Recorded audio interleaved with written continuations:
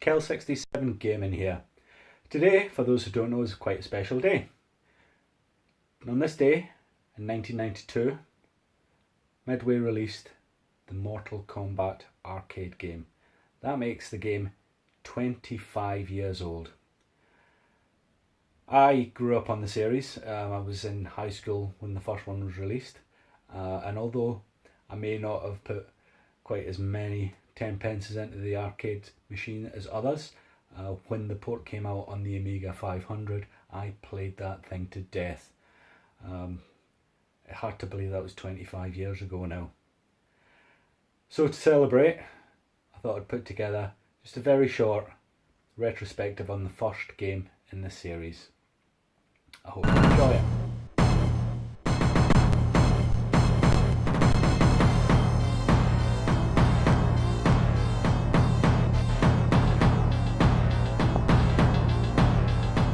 Following the success of Capcom's Street Fighter 2 in arcades, Midway decided that they needed to have a fighting game also. Ed Boon and John Tobias were given the job of making this game a reality. The original concept for the game was to be an adaptation of the Jean-Claude Van Damme film Bloodsport. The concept, however, did have to be changed when Van Damme licensed his likeness for another game which was subsequently never released. Although unable to use Van Damme's likeness, his character was kept in the game and renamed Johnny Cage. The splits punch was taken directly from Bloodsport.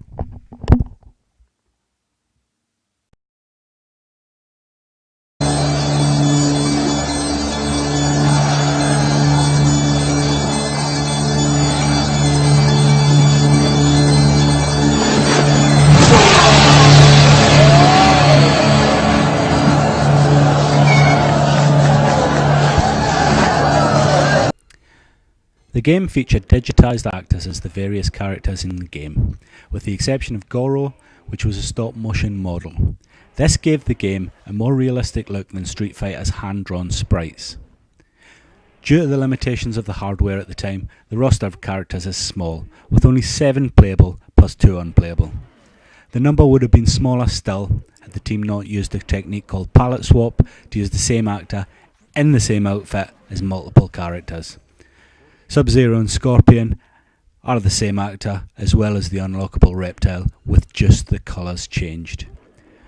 Liu Kang and Shang Tsung are also played by the same actor. The other innovation of Mortal Kombat was, of course, fatalities. Never before had this idea been used, although few people got to see these, as players themselves had to figure out the combination of buttons, as they were not given in a move list as they would be today.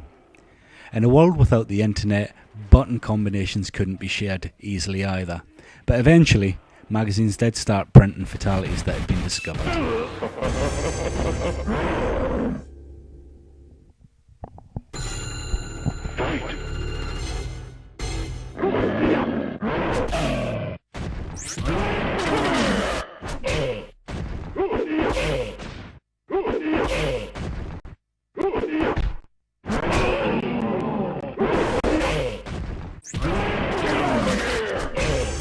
Scorpion wins. The game caused controversy due to the graphic violence it contained. This would lead to the introduction of age ratings for video games. Nintendo even had the blood removed from the SNES port and replaced with sweat, as well as replacing the fatalities with more family-friendly finishing moves.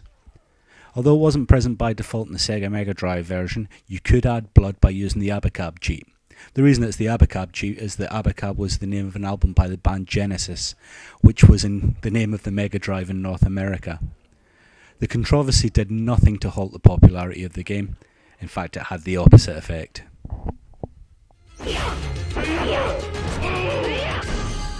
Sonya wins. Fight! Get over here!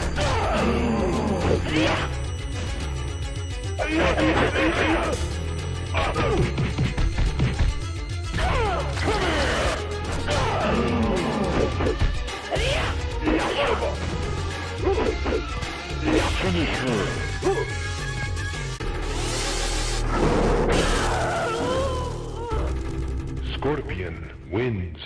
Fatality. Had it not been for Mortal Kombat and Street Fighter, arcades might not have survived the mid-90s. With the graphics on home consoles improving, there wasn't as many kids going to arcades, but Mortal Kombat machines always seemed to have a queue of people waiting for their turn to play. Mortal Kombat went from strength to strength, with numerous sequels as well as a television series and a film franchise. The game series of course continues to this day, with Mortal Kombat X the most recent game in the series. But for Midway, the success of the franchise wasn't enough to save them from bankruptcy. Following this, Warner Brothers bought not only the intellectual property, but the studio which is now known as NetherRealm, and which has a direct lineage right back to the first game 25 years ago. Johnny Cage. Kano. Raiden. Liu Kang. Scorpion. Sub-Zero. Sonya.